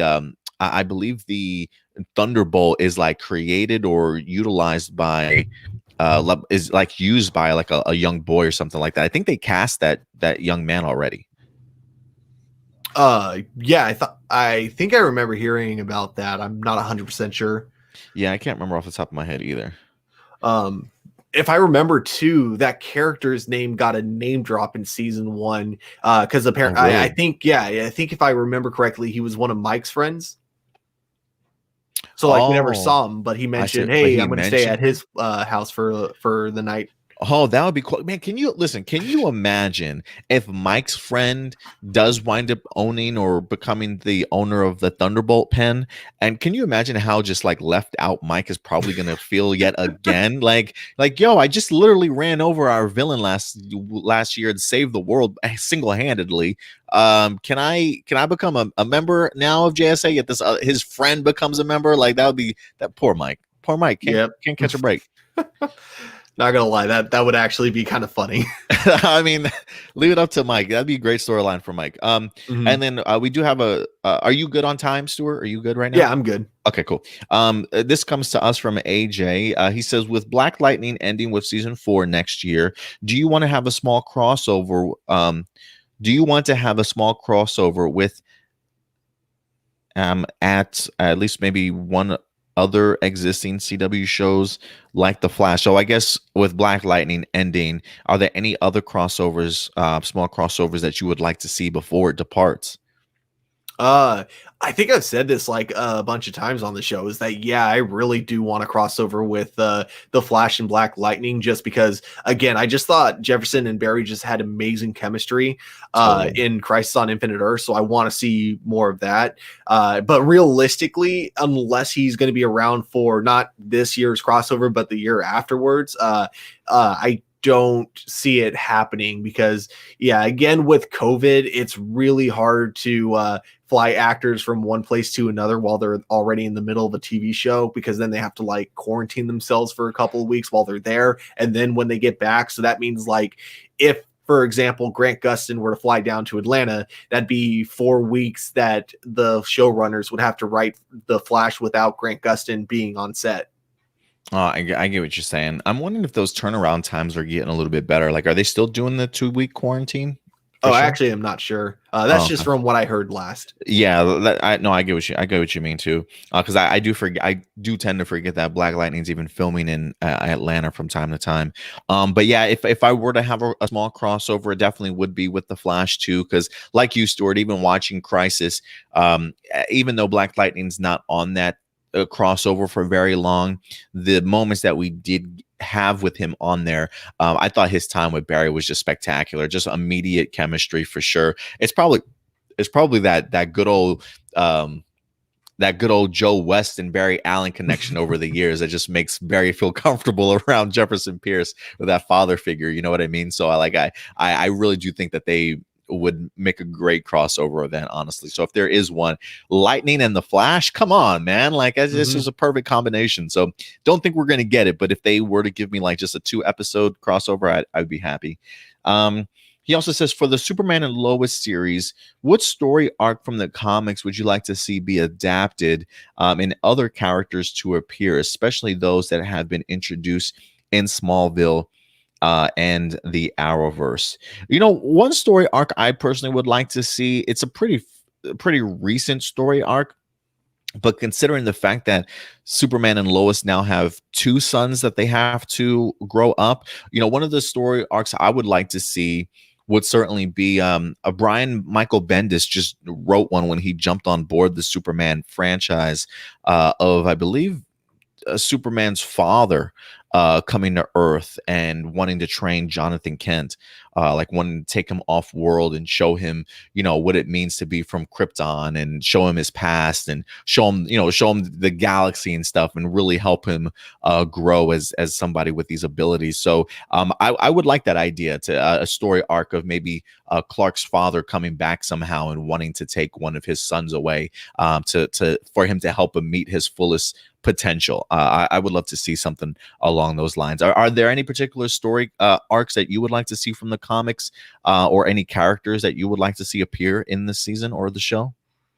Oh man, in terms of story arcs, there was one that was I think it's decently old now, but it was essentially the US government tried to ban Superman from protesting peacefully for another country where Oh, I interesting. think it was like the US Army was like there because they were like trying to get oil or something. I don't know.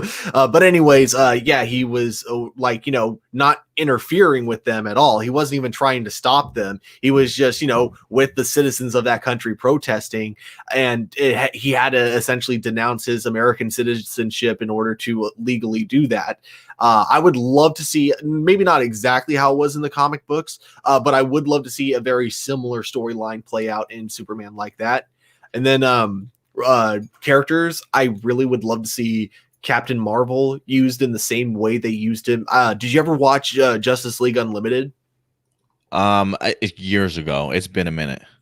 The episode with Captain Marvel or Shazam, one of the most amazing episodes of the entire series. Like it kind of Really? gives me Okay. chills, especially with Lex Luthor in that episode. I would love to almost just see that exact episode be remade for Superman. I love that idea, man. Yeah, bring it on. I would be completely open to that. You know what storyline I would honestly love to see? Kind of jokingly, but not. I, just as a random series of episodes, I want to see Electric Superman from like the classic '90s or early 2000s when we got the blue and red Superman. I would love to see them have some fun with this, just to kind of just to be goofy and do something vastly different. Have Superman's powers change over a series of like 2 weeks, and just do something vastly quirky like that. Because it's definitely a moment in Superman history where fans try and forget that this even took place. So I think it would be great to just pay homage to that moment and just have some fun with it for like a day, where you got Tyler just as a new power set and everything. Something goes wrong or whatever the case may be. But bring it on, man. Let's have some fun with it, guys. Let's not avoid our past. You know what I'm saying? We are bound to repeat our history if we don't revisit our past, ladies and gentlemen. So we gotta explore this version of Superman at some point in time, to just face this moment in our lives head on. You know what I mean? It's a part of our history we're ashamed of, but we gotta face it, ladies and gentlemen. So let's do it. This would be perfect if they wanted to give, because we still don't know if his kids even have powers or anything. But if this is what they wanted to do, recreate, the electric Superman, but have it be that's just the power of his kid. Oh no! Poor kid's got the crap end of Superman's abilities. Yes. Yeah, man, gives like the twins. I love it. Let's do it. All right. And then he also has a couple questions. He says, what were some TV shows you have already watched that have been put on streaming service, or first time watching it since? Hold on, let me do this over again. What were some TV shows that you have already watched that have been put on streaming service, or first time watching since it originally aired? This applies to shows that you watched years ago but revisited. Okay, so shows that I've revisited recently. What did I revisit? I feel like I'm always kind of revisiting the same shows, like specifically that 70s show and South Park are shows that I go back to constantly, even though I've watched them like a million times already. For me, Lost. Me and the girlfriend have been revisiting Lost. I remember originally watching it when it originally aired, but it's been on the streaming service for quite some time now. But we have been revisiting Lost, so that's probably one of the shows that we've been diving into. I'm trying to think of some other ones that have been on there, but that's the only one that comes to mind right now. Bonus question: what do you think made Spider-Man Into the Spider-Verse so different yet really enjoyable, making it one of your favorite Marvel spider films? And what do you want to see in a sequel? So what do you think made Spider-Man Into the Spider-Verse so different yet really enjoyable? Something I find so fascinating about Spider-Man Into the Spider-Verse is that when you look at what the plot is overall, it feels like it should theoretically be the craziest Spider-Man film, and it just shouldn't work. And yet somehow it's the most to me anyways, it's the most human Spider-Man has felt in a Spider-Man film, like everything regarding Miles Morales, mostly because I think what helps is when the plot gets really weird and you introduce the Spider-Man from all the different dimensions. Spider-Ham. Yeah, exactly. You get the characters reacting the exact same way that people in real life would be reacting to this, which it's is not normal to them. This is not normal. Yeah. And I think that's what majorly helped us really connect with all the characters, especially like with Peter Parker throughout the entire film, just having a kind of, oh man, this again attitude. Yeah, no, I definitely agree with you. Everything that you said there, Stuart, certainly hits home. And I don't know, this movie was just vastly different. I felt like,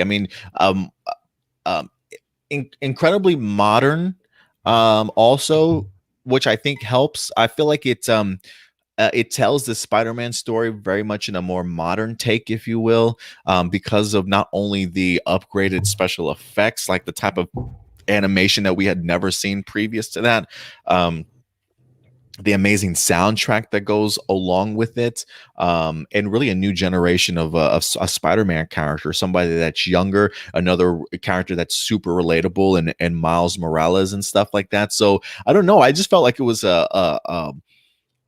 just everything uniquely different, just all put into one film, all at the right time. And I just feel like it just was able to just tap into everybody's self-conscious, honestly. So I think it's I think it just worked on so many different levels. But I definitely agree with you there, Stuart. I really do.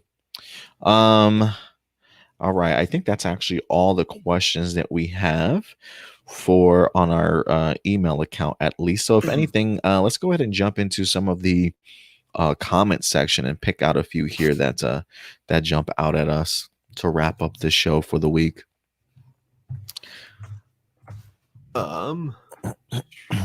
And also some quick shout outs to anybody else that came through. Indy was in the house today. Thank you very much, Indy, for certainly making your presence known, man. Daryl, what's up, Daryl? Good to see you today, man. Also, he says I would like to see it on HBO Cinemax. Oh, I guess he's talking about the Wonder Woman film, also going back to one of our earlier topics about, how would we like to see, not Wonder Woman, but Godzilla versus King Kong. Would you like to see that film released on HBO Max or the theaters, or the combo of the two? But definitely, Daryl definitely wants to see it on HBO. I think that's gonna. I think. Oh, go ahead. Oh, so I'm sorry. No, you go ahead first. No, I was just gonna say I do think that the addition of these big tentpole films on these streaming services will certainly bring in subscribers for sure, if they're looking to try and catch up with Netflix and Disney Plus. I mean, I'm sure it's going to take a while to get to those subscriber counts, but if HBO plays their cards right, or Warner Brothers, I should say, plays their cards right, they could have a flood of new subscribers. I already love my HBO Max as it is without all this stuff. So just even more reason for me to have it. Yeah, I was gonna say one benefit to it coming to HBO Max and theaters at the same time is that if I watch on HBO Max first, I can get all of my yes out of the way, like in the middle of the movie. So I don't have to I don't have to have my girlfriend like seeing me shake in the middle of the theater, wanting to scream, but knowing that I can't because there's people around me, and her having to go, calm down, calm down. I don't have to deal with that. No, I feel you, man. I do react a little bit sometimes when I'm in movie theaters, but usually only when I'm with my other nerd friends that get it just as hyped about that stuff as I do. But like when I'm in the regular movie theater by myself or with other people, I try not to. There has only been one time somebody has shushed me in the movie theaters, which people never do. It's just I was just so hyped for the moment that they wind up shushing me, and it was probably in Infinity War, if I'm not mistaken, either Infinity War or Civil War during the battle at the airport. One of those, I got super hyped for what was happening, and I'm like, I'm sorry, man, I can't contain myself.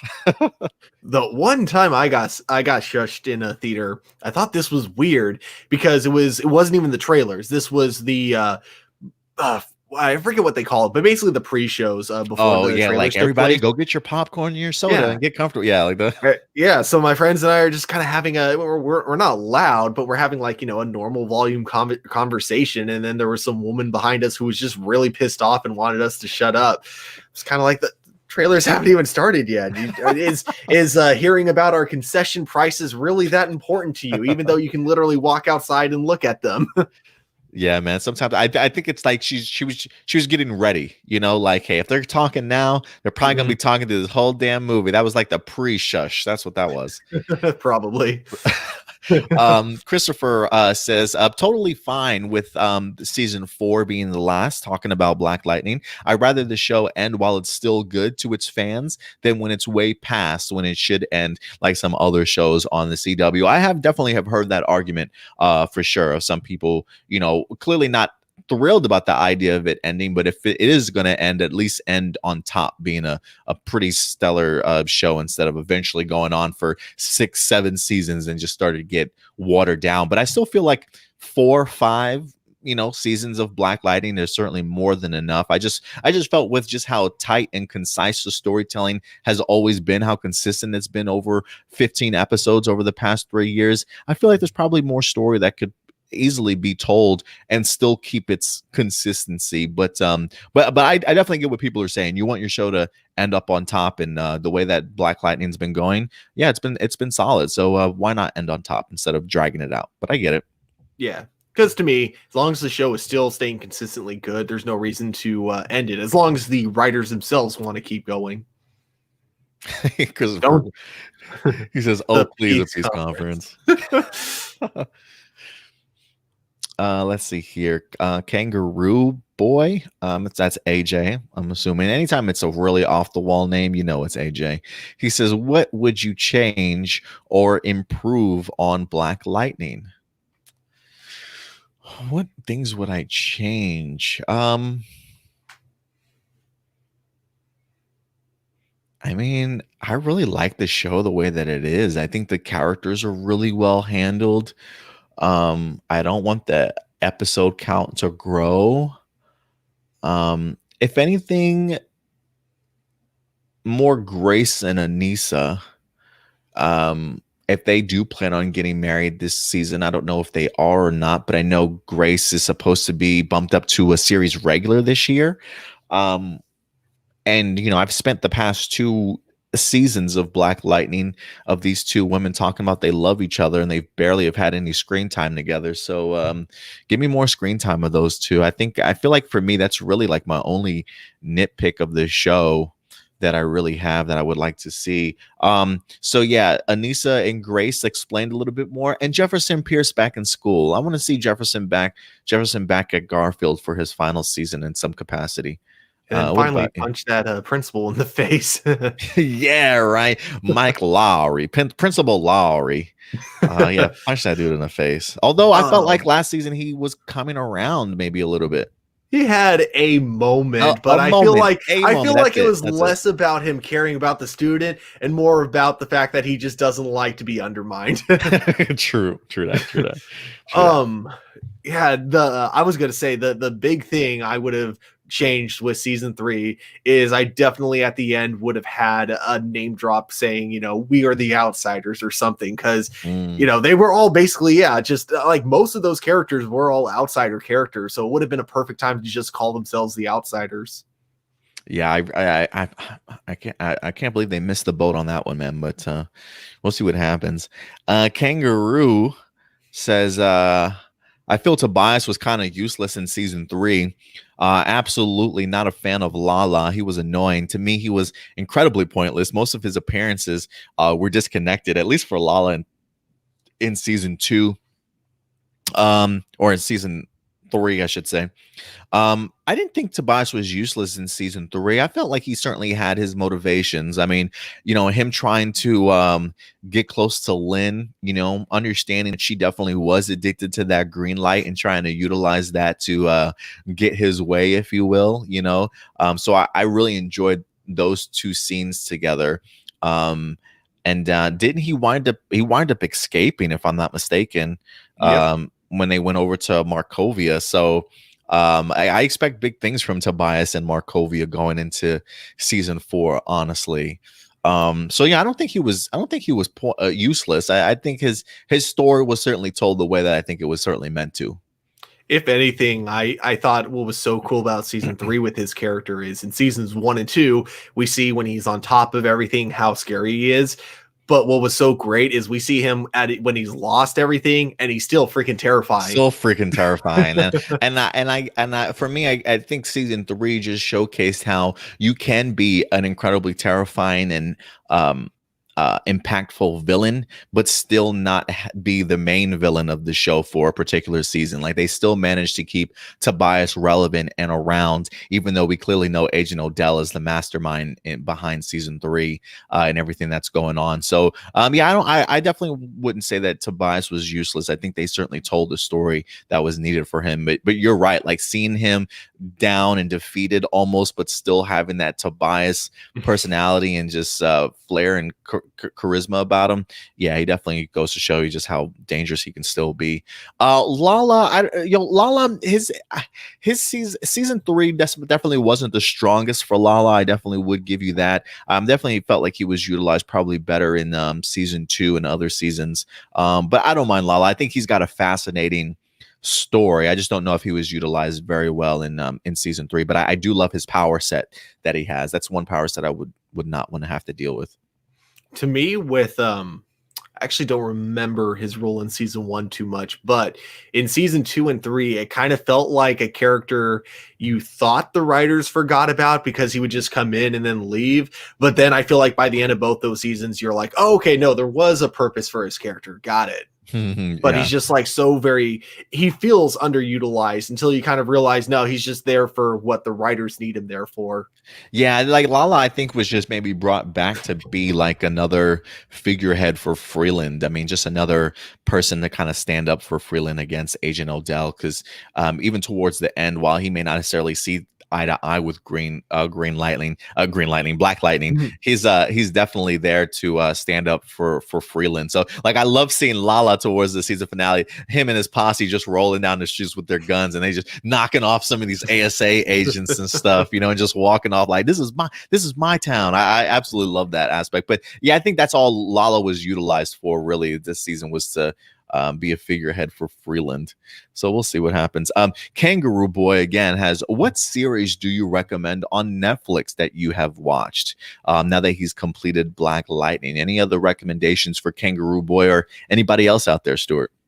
Yeah, I recommend all I want to say maybe all of them, maybe not all of them, but just the Netflix shows in general. Watch, definitely check those out. Try to do that in Oh, like chronological order. the Netflix shows? Or sorry, the Netflix Marvel shows. Wow, I'm dumb. Okay. Yeah, that's what I meant to say. I was like, damn, all the Netflix original series? Oh That's God, no, crazy. there are some bad ones. But yeah, then the obvious one, Stranger Things. BoJack Horseman was I amazing. don't think I've ever seen that one. Oh my God, you're one thing I'll say about BoJack Horseman, you're not allowed to judge it unless you've seen the entire first season. Then you're allowed to decide whether or not it's a show you can get into. But Okay. because from what it is in episode 1 to what it is at the very end of the season, you do not expect it to go in that direction, essentially. Okay. But then they have some other like comedy shows that I love. Like I said, I go back to That 70s Show all the time, and Shameless is another show on there that's like really good. Shameless is super good. I did fall off after a few seasons, but I every once in a while I did drop back in its later seasons. But yeah, Shameless is on there. If I had to recommend, just depends on what your moods are. I really fell in love with Queen's Gambit on Netflix.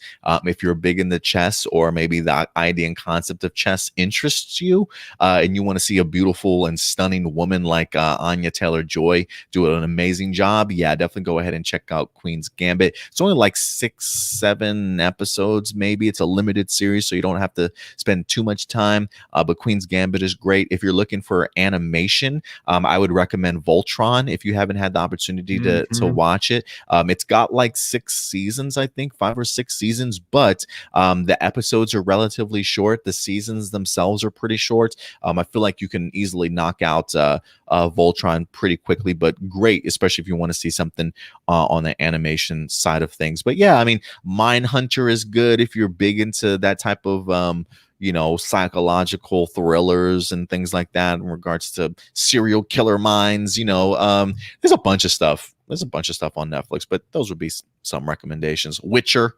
Check out Witcher with Henry Cavill if you haven't had the opportunity to. I would say when it comes to Witcher, be a little bit patient with it, because I do think it's not like linear storytelling. It is storytelling that kind of jumps all over the place. But as you go through the season, you can kind of start putting the pieces together as to when the adventures kind of line up with one another. So it can be a little bit all over the place, but it's still a season that I really enjoyed.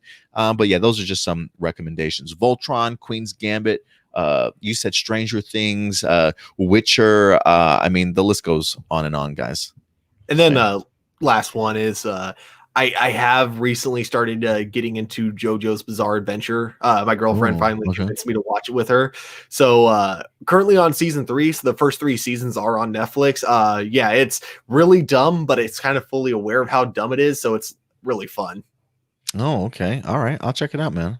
I've seen the like promo for it, but I've never actually checked it out myself.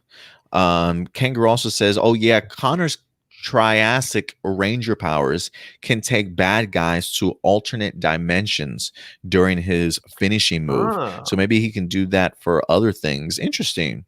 Interesting. Yeah, maybe he could. That might be why I don't remember, because like the finishing moves, I just kind of don't really pay attention to what goes into it. I just know, okay, explosion attack, cool. Yeah, so I'll have to check that out, man. I forgot all about that. Kangaroo also says, do you think Do you guys really think the painkiller will happen? I know the backdoor pilot will be during season 4. Khalil is badass. That's the $1 million question though, right, Stuart? We had a backdoor pilot also for a Green Arrow and the Canaries in Arrow season 8, that we were supposed to be getting a spinoff in development, and unfortunately that never saw the light of day. Also, do you think the same fate might accompany Painkiller here? I really hope not.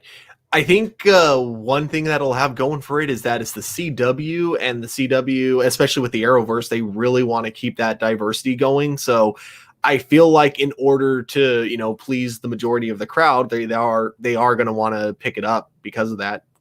So I fingers crossed it comes. Yeah. Yeah, I'm keeping my fingers crossed that it comes too, and I'm hoping that they've heard maybe some of that outcry of the fans and stuff, and maybe decide, we really need to push this series through, or at least continue to give them something Black Lightning related. So we'll see. Quick shout out to Anita for certainly coming through. Thank you very much, Anita. The other thing too is that with Arrow, I feel like the CW might have been fatigued with Arrow because it had been going on for 8 so whole long. seasons. But Black Lightning's only been around for 4 seasons, so hopefully they still want more. Yeah, you would think so. You would think so. I'm trying to think if there's anything else up here. I think that'll be it, man. I think everything else is just AJ with a bunch of questions. Is Luke Cage still good? I did give up on episode 2, wasn't feeling it. Personally, I really liked Luke Cage. I do feel like the last 2 episodes of season 1, and I feel like Iron Fist had this issue as well. It feels like they just start introducing so many different plot elements all at once, that each of them feel like they could be their own season, but they introduce it all in the last 2 episodes, and it just kind of makes the ending. I feel like all the Netflix shows have a problem with pacing, but yeah, those 2 in particular, Iron Fist and Luke Cage, with the ends of their seasons. But yeah, I do like them overall. They are fun. Yeah, I never got a chance to finish Luke Cage. Like Kangaroo, for me, I did give up after the first or second episode. Also, I just never got back into it. But I did hear some great things about Cottonmouth and stuff and that storyline. But then maybe a drop off and at the end of the season. But I don't know. I did hear overall good things about the Luke Cage season. So yeah, maybe that's something else that you decide to get back into. Kangaroo Boy, definitely a suggestion. All right, I think other than that, that is actually going to do it for us today, guys, in regards to all of our live viewer questions. So we'll actually go ahead and wrap up this edition of APlus Hero Report, ladies and gentlemen. But certainly don't worry. We'll definitely keep you up to date with any news that winds up dropping throughout the week. So definitely go ahead and subscribe to our YouTube page if you haven't done so yet. And then, of course, we'll certainly be back here next weekend for you, ladies and gentlemen, live every Sunday at 11 a.m. Central Time. So definitely go ahead and join us then. But Stuart, if people want to go ahead and reach out to you on social media, sir, where can they find you? You guys can find me at TurboStew01. You can also check out my older YouTube channel, Turbo Studios. Awesome, Stuart. Thank you very much, man, for certainly coming through. And of course, ladies and gentlemen, listen, if you want to find us on social media, you can do so right here at APlus Opinions. We're mainly on our Facebook page, which is our hub. So check us out on Facebook. We're also very active on our Twitter account. So check us out over there, as well as Instagram and Twitch for you gamers also. So other than that, guys, that'll wrap it up for us here this week. And we'll certainly catch you guys next weekend. In the meantime, do us a big favor, though. Take care of yourselves. Take care of each other, and of course, keep it A+. We'll talk to you guys later. Bye.